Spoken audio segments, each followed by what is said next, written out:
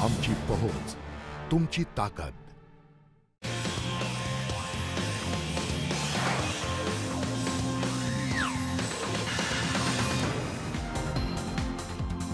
नमस्कार, मी अनुश्री करंदीकर. श्रीमंतीची गुरुकिल्ली या विशेष कार्यक्रमामध्ये तुमचं सगळ्यांचं मनापासून स्वागत. या कार्यक्रमामध्ये आपण शेअर ट्रेडिंग, म्युच्युअल फंड्स, गुंतवणुका या विविध विषयांवरती मार्गदर्शन करून घेत असतो आणि जाणून घेत असतो श्रीमंतीची गुरुकिल्ली.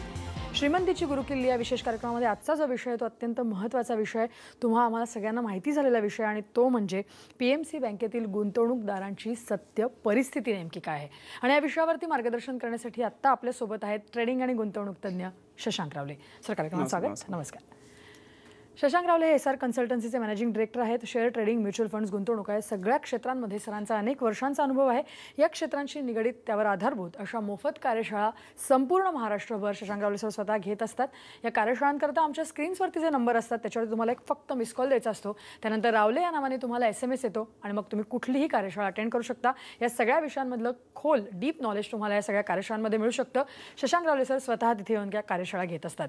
प्रेक्षको, आजचा विषय पुन्हा एकदा लक्षात घ्या. आजचा विषय अत्यंत महत्त्वाचा मी म्हणते, कारण PMC बँकेत सध्या नेमकी परिस्थिती काय आहे, काय घडलं होतं आणि आता यापुढे काय घडणार आहे, तिथले खातेधारकांची परिस्थिती नेमकी काय आहे, गुंतवणूकदार नेमके कशा प्रकारे आत्ता त्यांनी काय केलं पाहिजे, या संपूर्ण अनुषंगाने आज आपल्याला सर मार्गदर्शन करणार आहेत. आपण थेट त्यांच्याकडे जाणार आहोत आणि आजच्या विषयाला सुरुवात करणार आहोत. सर, आपण आज जसं म्हणतो तसं की PMC बँकेचं जे काही प्रॉब्लेम झालेला आहे किंवा जी आत्ताची सत्य परिस्थिती जी नेमकी आहे ती आज आपण थोडे प्रेक्षकांसमोर मांडणार आहोत. कारण PMC बँकेचं जर का बघितलं तर टर्नओव्हर भरपूर आहेत, भरपूर खातेदार आहेत त्यांचे. तर त्यांच्या दृष्टिकोनातून सुद्धा त्यांनी आज नेमकं काय केलं पाहिजे. कारण जशी ही बातमी बाहेर आली तसं नाही म्हटलं तरी या खातेधारकांना थोडीशी भीती वाटणं स्वाभाविक आहे. तर थोडंसं पॅनिक सिच्युएशन होतं. परंतु आत्ता सत्य परिस्थिती नेमकी काय आहे या अनुषंगाने मला तुम्हाला सगळ्यात प्रथम हेच विचारायचं आहे की एक्झॅक्टली काय आत्ता PMC खातेधारकांची परिस्थिती काय आहे, बँकेची नेमकी परिस्थिती काय आहे आणि RBIने नेमकी त्यांच्यावरती ॲक्शन का घेतलेली आहे. एकूणच यामागे सत्य काय आहे. तुम्ही बऱ्याच अधिकाऱ्यांशी स्वतः जाऊन बोललेला आहात, काय तुमचा अनुभव आहे. येस, पहिलं म्हणजे RBIने नेमकं काय रिस्ट्रिक्शन आणलं, कुठला कलम लावला ते आपण समजून. RBIने त्यांनी article 35A under RBI banking regulation act 1949 त्यांनी तो लावलेला आहे. त्यामध्ये नेमकं काय आपण हे पुढे जाऊन समजून घेणार आहोत. पण लक्षात घ्या प्रेक्षकांना, मला सांगायला आवडेल की मी आता तुम्हाला जी माहिती देणार आहे ही काय फक्त मीडिया रिपोर्ट्स किंवा देणार नाही आहे, तर मी स्वतः जाऊन जे अधिकारी आहेत, जे टॉप मॅनेजमेंट आहेत बँकेचे, त्यांच्याशी सगळ्या अधिकाऱ्यांशी मी बोललेलो आहे आणि त्यांच्याकडनं एक ऑथेंटिक इन्फॉर्मेशन मी त्यांच्याकडे घेतलेली आहे. नेमकं सध्या खरी परिस्थिती काय आहे PMC बँकेची, आणि त्यानुसार तुमच्याशी मी आता सांगणार आहे. त्यातनं तुम्ही ठरवू शकता नेमकं आपण पुढे पाऊल काय उचलायचं ते. लक्षात प्रेक्षकांनो, झालं असं की मेन जी बँक प्रॉब्लेममध्ये आली, ते मान्य आहे की RBIने त्याची ॲक्शन घेतली, पण त्या RBIने ॲक्शन घेण्यामागचं पण मागे कारणं आहेत काही. ओके, तर त्यांनी काय केलं, HDL म्हणजे हाऊसिंग डेव्हलपमेंट इन्फ्रास्ट्रक्चर लिमिटेड ही जी कंपनी आहे, जी एक इन्फ्रास्ट्रक्चर कंपनी आहे, सो त्यांना ह्यांनी भरपूर जास्त म्हणजे प्रमाणापेक्षा जास्त त्यांनी लोन दिलं. त्यांनी सर्वात मोठी चूक काय केली प्रेक्षकांनो, ह्यांनी भरपूर जास्त लोन दिलं, एकाच कंपनीला भरपूर जास्त लोन केलं. म्हणजे आपण असं बोलू शकतो की PMC बँक ही HDLच्या भरोश्यावर त्यांचे भरपूर मोठे पैसे होते त्याच्यामध्ये. आणि लक्षात घ्या, मी दरवेळी माझ्या लोकांना बोलत असतो की जेव्हा तुम्ही इन्व्हेस्टमेंट्स करता, गुंतवणूक करता, हे वेगवेगळ्या कंपन्यांमध्ये असले पाहिजे आणि वेगळ्या सेक्टरमध्ये तुमचे इन्व्हेस्टमेंट असले पाहिजे. पण PMCने चूक काय केली की एकाच म्हणजे सेक्टर ही जी कंपनी आहे, म्हणजे हे सेक्टर आहे, it's a very risky sector. म्हणजे त्यामध्ये होतं असं की जर इकॉनॉमी डाऊन झाली तर इन्फ्रास्ट्रक्चर सेक्टर पण डाऊन होतं. इन्फ्रा आहे, ऑटोमोबाईल सेक्टर आहे, हे आता आपण बघू शकतो की ऑटोमोबाईल सेक्टर पण डाऊन आहे सध्या, राईट. सो त्यामुळे झालं असं की HDL जे आहे हे त्यांचं लोन रिपे करू शकत नव्हती आणि हे भरपूर जास्त प्रमाणात लोन असल्यामुळे त्यांना ह्या बँकेला हा प्रॉब्लेम सहन करावा लागतोय. आणि त्यांनी एवढं मोठं लोन दिलं, ते एकाच कंपनीने त्याला एकाच सेक्टरमधल्या कंपनीने लोन दिलं. इव्हन त्यांनी HDLला थोडा वेळ पण दिला म्हणजे पेमेंट करण्यासाठी. पण तरी देखील प्रॉब्लेम असा आहे की HDLचा जो रिलेशन आहे PMC बँकेशी हे फार पूर्वीपासून आहे. म्हणजे ज्या अधिकाऱ्यांनी मला सांगितलं की एकदम जेव्हा PMC बँक नवीन होती आणि इव्हन HDL पण छोटी कंपनी होती, तेव्हापासून त्यांचं रिलेशन भरपूर चांगलं आहे. HDLमुळे इव्हन ते म्हणतात PMC पण ग्रो होत गेली. तर ते रिलेशन सांभाळण्याच्या चक्करमध्ये त्यांनी पब्लिकचा पैसा कुठेतरी प्रॉब्लेममध्ये टाकला आणि त्यामुळे झालं असं की त्यांनी रिकव्हरी एवढी स्ट्रॉंग ठेवली नाही. इव्हन त्यांचे जे NPAs नॉन परफॉर्मिंग ॲसेट्स जे आहेत ते त्यांचे भरपूर जास्त प्रमाणात वाढत गेले. लक्षात फ्रेंड्स, आता PMCचं म्हणणं असं आहे की आता आपण बघतो इन्फ्रास्ट्रक्चर सेक्टर डाऊन आहे म्हणून ते रिपेमेंट करू शकत नाही. पण PMCचं म्हणणं असं आहे की त्यांनी जेवढं लोन घेतलेलं होतं तेवढं त्यांच्याकडे ॲसेट्स पण मेंटेन आहेत HDLचे. पण ते चक्री व्याज दर वगैरे होऊन ते भरपूर जास्त प्रमाणात लोन वाढलेलं आहे. तरी देखील पीएमसी बँक म्हणते की आमच्याकडे स्वतःची पण लिक्विडिटी बऱ्यापैकी आहे की आम्ही पब्लिकचा पैसा आम्ही बऱ्यापैकी रिपे करू शकतो, आम्हाला काही प्रॉब्लेम नाही, असं पीएमसी बँकेचं म्हणणं आहे.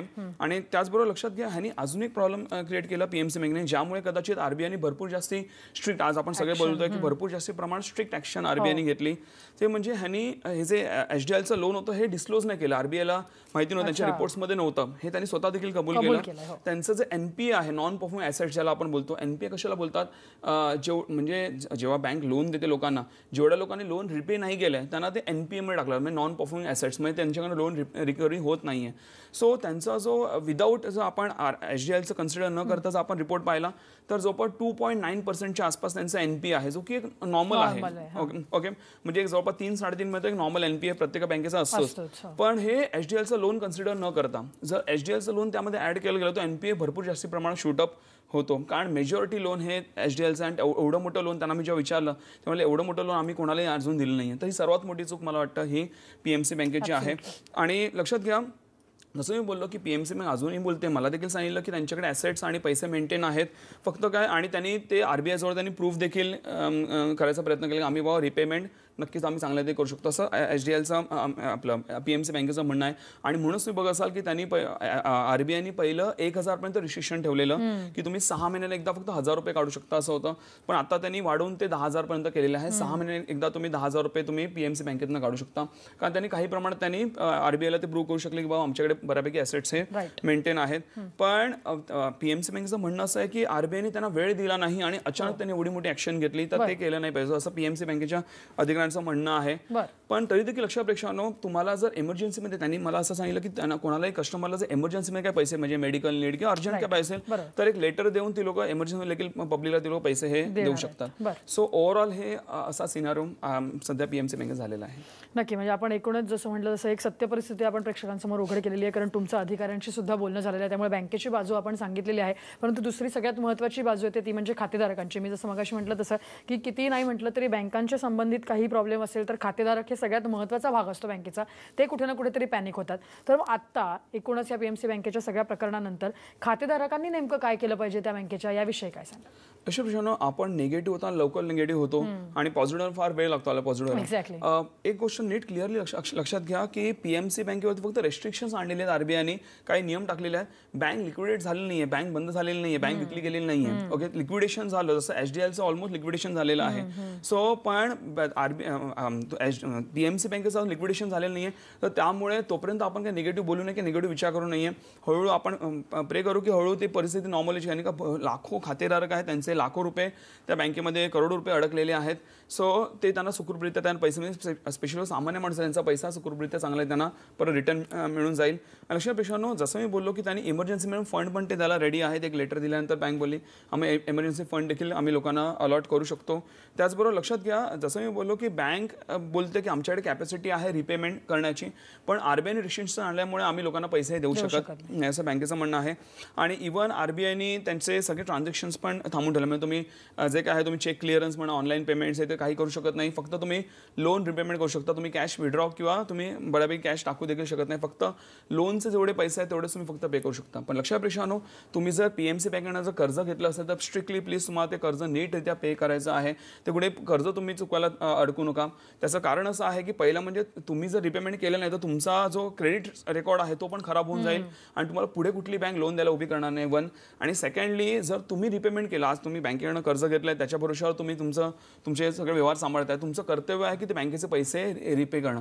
का? त्याचं मोठं कारण असं आहे की बँकेकडे सध्या मॅडम एवढंच ऑप्शन राहिलेलं आहे की बँकेकडनं जे कर्जामधून जे येणारे पैसे आहेत ते त्यांचं सध्या इन्कम आहे, बाकी खात्यावर तर पैसे टाकू शकत नाहीये. आणि जरी आरबीआयने ओपन केलं तर लगेच कोणी पैसे टाकणार नाही, कारण लोकांना पण भीती ही वाटते. सो त्यामुळे ह्या सगळ्या गोष्टी आपण लक्षात घ्याव्या असं मला वाटतं. नक्की. आणि जसं आता तुम्ही म्हणताय की तुम्ही अधिकाऱ्यांशी सुद्धा बोललेला आहात आणि आपण खातेधारकांना सुद्धा एक दिलासा देतोय, तर काय सांगाल, म्हणजे आता खातेधारकांनी नेमकं इमिजिएट पावलं काय उचलायला पाहिजे, थोडक्यात काय सांगाल? ही इमिजिएट पावलं म्हणजे मला तेच म्हणायचं आहे, तुम्ही लोन रिपेमेंट तर करायचं नक्कीच, आणि त्याचबरोबर इव्हन खातेधारकांपेक्षा मला ती वाटतं पीएमसी बँकेने पहिले तर एचडीएलवरती भरपूर चांगली ऍक्शन घेतली पाहिजे. लोक त्यांचे ॲसेट लिक्विडेट करून रिलेशन कुठे, मी एचडीएल म्हणजे पीएमसी मध्ये तेच म्हटलं की तुम्ही त्यांच्यावर रिलेशन मेंटेन करायचे, आता तुम्ही सामान्य पब्लिकच्या पैशावर तुम्ही खेळताय, राईट. सो लोक रेग्युलेशन न बघता तुम्ही HDLचं जे आहे ते त्यांचं ॲसेट लिक्विडेट करून त्यांनी लोकांचे पैसे हे सेफगार्ड केले पाहिजे असं मला वाटतं. आणि सध्या मॅडम पब्लिकच्या हातात काही नाही आहे, बिकॉज RBIने रिस्ट्रिक्शन आणलेले आहेत. तर लोन रिपेमेंट करावं लागतील, पण जर पेमेंट काढायचं म्हटलं तर आपल्याला तेवढंच रिस्ट्रिक्शन आहे की बाबा आपण 10,000 रुपये 6 महिन्यात एकदा काढू शकतो. पण सध्या असं मी म्हणेन की वेट अँड वॉच सिच्युएशन, की काही कुठले पॅनिक डिसिजन किंवा कुठलेही पॅनिक हे न होता आपण वेट अँड वॉच करायचं आहे. नक्कीच RBI आपल्यासाठीच आहे म्हणून आपल्याला हेल्प करायला आहे. सो त्यामुळे आपण जर सावधीने आपण पावलं उचलली पाहिजे असं मला वाटतं. नक्कीच. म्हणजे आपण एकूणच जर का सांगितलं तर खातेधारकांना सुद्धा आपण दिलासा दिलेला आहे आणि एकूणच बँकेने एक्झॅक्टली काय झालेलं आहे, ती परिस्थिती काय आहे, सत्य परिस्थिती आपण लोकांसमोर मांडलेली आहे. तर त्या अनुषंगाने आपण ही चर्चा सर पुढे नेणार आहोत. इथे वेळ झाली एका छोट्याशा ब्रेकची. तुम्ही कुठे जाऊ नका, पाहत राहा श्रीमंतीची गुरुकिल्ली. बँकेतील गुंतवणूकदारांची नेमकी सत्य परिस्थिती काय आहे या विषयावरती आपल्याला मार्गदर्शन करतायत ट्रेडिंग आणि गुंतवणूक तज्ज्ञ शशांक रावले. तर सर, जसं आपण म्हणालो की आपलं सगळ्यांशी बोलणं झालेलं आहे आणि एक ऑथेंटिक इन्फॉर्मेशन जी ॲक्च्युअल सत्य परिस्थिती सध्या आहे बँकेची, खातेधारकांची, गुंतवणूकदारांची, सगळ्यांची, ती आपण सांगतोय आज. तर मला तुम्हाला विचारायचं आहे की जसं आपण मगाशी बोललो की खातेधारकांनी नेमकं काय केलं पाहिजे, त्यांनी कशी पावलं उचलली पाहिजे, परंतु अजूनही जर का त्यांना थोडीशी मनात भीती असेल, थोड्या शंका असतील, तर आपण काय सजेस्ट करू शकतो त्यांना, या खातेधारकांना, जेणेकरून आज त्यांना थोडासा दिलासा मिळेल किंवा पुढे कशा प्रकारे पावलं उचलायची ते त्यांना कळू शकेल. येस मॅडम, मी पण काही खातेदारांना भेटलो तर काही एक्झाम्पल सांगायला आवडतील. आता कालच मी एका व्यक्तीला भेटलो, त्यांनी मला सांगितलं की माझे 2 कोटी रुपये बँकेत आहेत पण मी 10,000च काढू शकलो. आणि त्यांचा व्यवसाय आहे, म्हणजे ट्रान्सपोर्टचा व्यवसाय आहे, पण माझा पूर्ण व्यवसाय हा ठप्प झाला कारण रोलिंग पूर्ण माझी थांबली.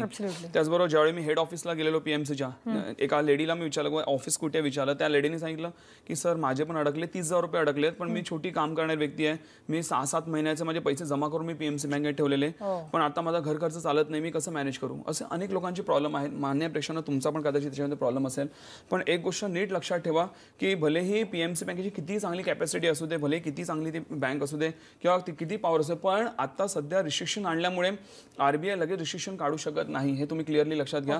म्हणजे आता 10,000 केलेलं आहे ते लगेच तुम्हाला पूर्ण रिस्ट्रिक्शन काढण्याने हळूहळू ते वाढवत जातील लिमिट. का? कारण आता कुठेतरी लोक नाही म्हटलं थोडंफार लोक बँकेबद्दल थोडंफार निगेटिव्ह झालेली आहेत, राईट. सो त्यामुळे जर पूर्ण जर रिस्ट्रिक्शन काढलं तर लगेच लोक पूर्ण पैसे विड्रॉ करतील. आज होतं असं प्रेक्षकांना एक्झाम्पल घ्या, समजा तुम्ही समजा 10 लाख रुपये बँकेत ठेवले असतील आणि मी समजा 10 लाखाचं लोन मी बँकेकडून घेतलं असेल, उदाहरण घ्या. जर आज ज्यावेळी बँक रिस्ट्रिक्शन काढेल किंवा RBI ज्यावेळी रिस्ट्रिक्शन काढेल त्यावेळी ज्यांनी पैसे ठेवलेले आहेत 10 लाख रुपये ते लगेच मागायला येतील, पण ज्यांनी लोन घेतलेले ते द्यायला येतील का? नाही येणार. ते 4-5-10 वर्षात ते हळूहळू लोन पे करणार. त्यामुळे अचानक जर RBI रिस्ट्रिक्शन काढलं तर बँक भरपूर जास्त प्रॉब्लेममध्ये येऊ शकते. त्यामुळे तुम्ही एक गोष्ट लक्षात ठेवा, तुमचे किती जास्ती पैसे होते मान्य आहे की जर बँक नीट प्रॉपरली टिकली तुम्हाला हळूहळू ते पैसे मिळत जातील, पण लगेच मिळतील किंवा अचानक रिस्ट्रिक्शन उघडेल आणि म्हणजे पहिले सगळे पैसे मिळतील, तर हे तुम्ही विचार सोडून द्या असं मला वाटतं. तर तुम्ही वेगळी काही सोय करायला लागा ज्याने का पुढे जाऊन तुम्हाला आणखीन कुठला आर्थिक प्रॉब्लेम हा येणार नाही. आणि लक्षात प्रेक्षकांनो, इव्हन जरी बँक पुढे जाऊन प्रॉब्लेममध्ये आली तरी RBI एक कॉल मनी ऑप्शन म्हणून असतं, म्हणजे RBI आपले अधिकार वापरते की एक बँक दुसऱ्या बँकेला मदत करते.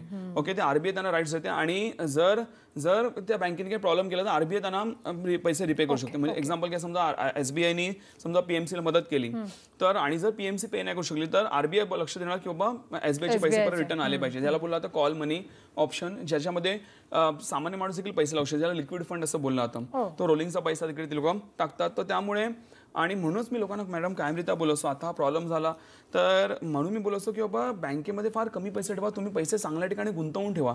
आता आम्ही पण भरपूर जास्त गुंतवणूक करून ठेवतो, आमचे हार्डली काय पैसे होते. माझं सांगायला आवडेल, माझं 1 महिन्यापूर्वी PMC बँकेचं अकाउंट मी स्वतःच बंद केलेलं.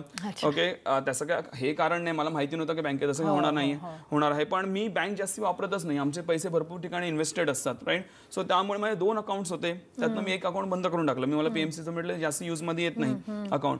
सो म्हणूनच माझा हिशोब असा आहे की तुम्ही बँकिंग क्षेत्राला आज तुमचं मे बी PMCने दुसऱ्या कुठल्याही बँकेत अकाउंट असू दे, तुम्ही बँकेमध्ये कमी पैसे ठेवा, कारण बँकेचे रिटर्न्स आहेत, म्हणजे तुम्हाला जे FD मध्ये कुठले रिटर्न्स मिळतात हे महागाईला बीट करत नाही, फार कमी तुम्हाला रिटर्न्स मिळतात. एक काळ होता ज्यावेळी बँक आपल्याला भरपूर जास्त रिटर्न्स द्यायचे.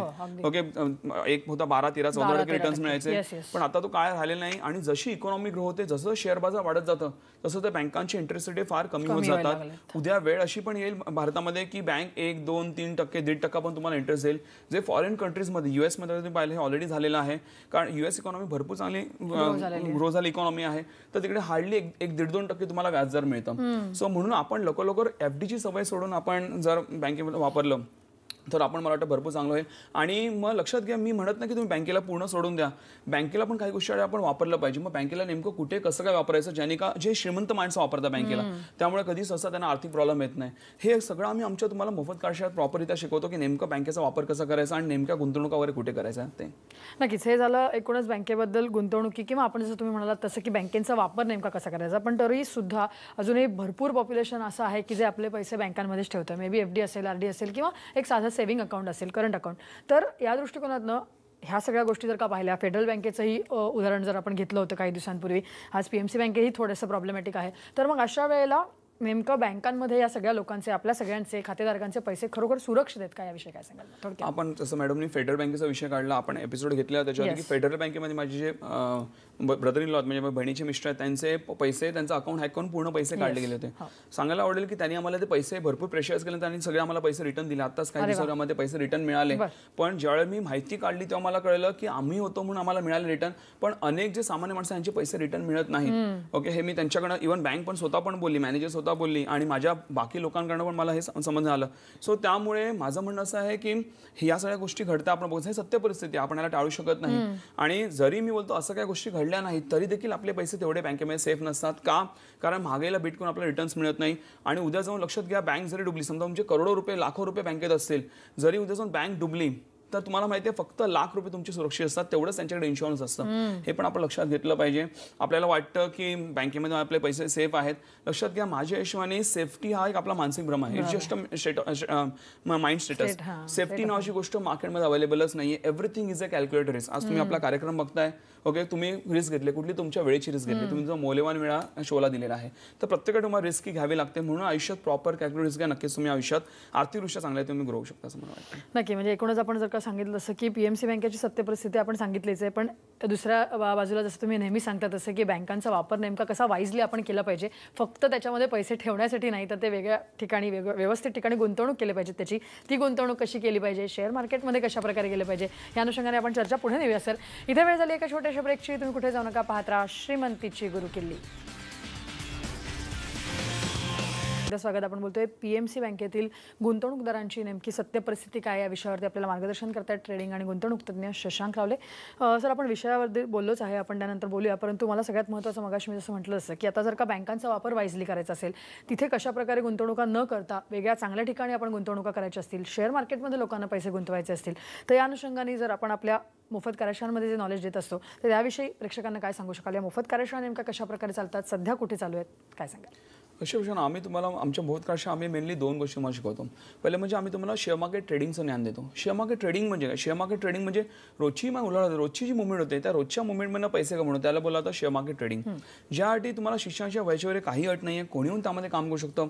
एक व्यावसायिक असो, एक नोकरी व्यक्ती असो, एक गृहिणी असो, एक कॉलेज स्टुडंट देखील असो, कोणीहून त्यामध्ये काम हे करू शकतं. लक्षात तुम्हाला आम्ही शून्यापासून त्याचं ज्ञान हे देतो. तुम्हाला भले काही ज्ञान असेल काही हरकत नाही आहे. तुम्ही जर लाखभर रुपये लावले तर दिवसाला 3-4 रुपये किंवा तुम्ही 10-20 रुपये जरी लावले ते दिवसाला 700 रुपये तुम्ही सहज हे कमवता. आणि तुम्हाला याचं आम्ही पूर्णतः ज्ञान हे देतो. आणि लक्षात प्रश्न जे आम्ही बोलतो ते आम्ही करून दाखवतो. त्यामुळेच एवढे लोक महाराष्ट्र एवढे चांगले पैसे कमवतात, एवढं आमचं महाराष्ट्रामध्ये नाव हे होत चाललेलं आहे. आणि लक्षात प्रश्न, मार्केट भले खाली पडत असेल किंवा मार्केट वर जे असेल, दोन्ही ठिकाणी आपल्याला पैसे कमवता येतात. मॅडम, अनेक लोकांना गैरसमज असतो की मार्केट पडत असताना पैसे बनत नाहीत. असं काही नाही आहे. मार्केट पडो किंवा वर जाऊ, दोन्ही ठिकाणी चांगले पैसे बनतात. फक्त याचं मला योग्य ज्ञान हे असलं पाहिजे. तर आमचं मेन काम आहे तुम्हाला शेअर मार्केट ट्रेडिंगचं ज्ञान देणं, ज्यातनं लोकांना भरपूर चांगला फायदा होतो. असे अनेक आमच्याकडे एक्झाम्पल आहेत ज्यांनी महिन्यात 2 महिने आपले पैसे डबल ट्रिपल केलेले आहेत ट्रेडिंग करून. एकदम सोप्या रीतीने आम्ही तुम्हाला ज्ञान हे देतो. त्याचबरोबर आम्ही तुम्हाला इव्हन इन्व्हेस्टमेंट्स म्हणजे आम्ही तुम्हाला गुंतवणूक ज्ञान देतो. आज आपण PMC बँकेबद्दल बोललो, अनेक लोकांचे पैसे अडकले, डुबले, राईट. पण लक्षात प्रेक्षकांनो, जर तुम्हाला योग्य ज्ञान असेल गुंतवणुकीबद्दल, आज मार्केटमध्ये काही आम्हाला कुठलाही फायनान्शियल आम्हाला प्रॉब्लेम होत नाही. का? कारण आम्हाला योग्य ज्ञान, माझ्या आणि माझ्या लोकांना ज्यांनी माझे सेशन अटेंड केले त्यांना पूर्णतः ज्ञान आहे. आज मला एकही माझ्या क्लायंटचा फोन नाही आला की आमचे PMCत किंवा दुसऱ्या कुठल्या प्रॉब्लेममध्ये अडकलोय म्हणून. कारण त्यांना पूर्ण नॉलेज मिळालं, आम्ही नेमके कुठे गुंतवायचे आहेत, काय करायचं आहे, प्रत्येक लोकांना हे माहिती असतं. त्यामुळे लक्षात घ्या, तुमचं जेवढं नोकरी व्यवसाय किंवा तुमचं काम जेवढं इम्पॉर्टंट आहे तेवढं किंवा किंवा त्याहून जास्त तुम्हाला या गोष्टींचं ज्ञान असणं फार इम्पॉर्टंट आहे. जे आमचं काम आहे, जे आम्ही सगळं तुम्हाला आमच्या मोफत कार्यशाळा शिकवतो. आणि त्याच रिलेटेड आमच्या कार्यशाळा चालतात महाराष्ट्रभर. मुंबईमध्ये दादर आणि ठाणे या ठिकाणी चालतात आणि इव्हन मुंबईच्या बाहेर पुणे, नाशिक आणि कोल्हापूर या ठिकाणी आमच्या मोफत कार्यशाळा चालतात. अशा प्रश्नानं आम्ही या 5च ठिकाणी मोफत कार्यशाळा घेतो. दादर, ठाणे, पुणे, नाशिक आणि कोल्हापूर का? कारण आम्ही स्वतः मिळून या कार्यशाळा घेतो म्हणून मी एवढेच एरिया कव्हर करू शकतो. बाकी महाराष्ट्र लोकांना त्या ठिकाणी त्या कार्यशाळा अटेंड करायला लागतील. लक्ष्मीप्रश्न कार्यशाळा पूर्णतः मोफत आहे. तुम्हाला रेशमी काही गरज नाही आहे. तुम्ही डायरेक्टली कार्यशाळा अटेंड करू शकता. तुम्हाला आमच्या स्क्रीनवर नंबर दिसत असतील. फक्त छोटासा मिस कॉल द्या. तुम्ही मिस कॉल दिल्यानंतर तुम्हाला रावले या नावाने तुम्हाला SMS येऊन जाईल आमच्या टीमकडनं आणि तुम्हाला सगळ्या कार्यशाळांचे SMS येईल. जी पाहिजे तुम्ही कार्यशाळा अटेंड करू शकता. नक्कीच तुम्हाला भरपूर या कार्यशाळा आवडतील. भरपूर तुम्हाला ज्ञान या मोफत कार्यशाळा मिळेल आणि अशा गोष्टी मला समस्या तुम्ही कधीच मे बी ऐकलेल्या पण नसतील आणि नक्कीच तुम्ही बोलाल यास माणसामध्ये दम आहे. तुम्हाला नक्कीच भरपूर या कार्यशाळा आवडतील. तुम्ही नक्कीच तुम्ही अटेंड करू शकता. नक्कीच. आणि एकूणच जर का आपण बघितलं आजचा विषयही आपण जो घेतला होता तो म्हणजे बँकांमधल्या पैशांचा होता आणि जसं आपण नेहमी सांगत असतो की बँकांमध्ये जास्त पैसे ठेवायचे नाहीत आपल्याला, तर ते वाईजली सगळीकडे व्यवस्थित त्याचं गुंतवणूक करायची जेणेकरून आपल्याला चांगले रिटर्न्स त्याच्यामधून मिळू शकतील. मला तुम्हाला आता विचारायचं आहे की मग आता आज आपण जो विषय घेतला त्या अनुषंगाने सत्य परिस्थिती आपण मांडली आहे, परंतु मग एक की नोट म्हणून प्रेक्षकांना आजच्या विषयासंदर्भातली श्रीमंतीची गुरुकिल्ली तुम्ही काय? गुरुकिल्ली जसे लक्षात प्रश्न आता बँकेने म्हणजे RBIने रिस्ट्रिक्शन्स आणलेले आहेत, तर आपण काही हालचाल करून काही फायदा नाही आहे. फक्त आपल्याला वेट अँड वॉच म्हणजे पॅनिक न होता फक्त वेट अँड वॉच करा. ओके. आणि होपफुली काही महिन्याच्या सिच्युएशन नीट होईल तर तुम्हाला नक्कीच तुमचे पैसे रिटर्न मिळू शकतात. पण नक्कीच त्याला वेळ लागेल. फटकन तुम्हाला पैसा रिटर्न मिळणार नाही. हे मगाशीच मी बोललो. हे फक्त आपण लक्षात ठेवलं असं मला वाटतं.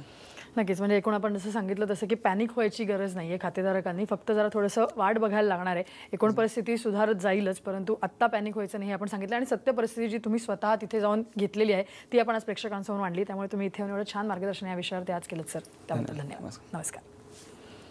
या विषयासह श्रीमंतीची गुरुकिल्ली या विशेष कार्यक्रमामध्ये आता आम्ही इथेच थांबतोय. ताज्या घडामोडींसाठी तुम्ही पाहत राहा न्यूज 18 लोकमत.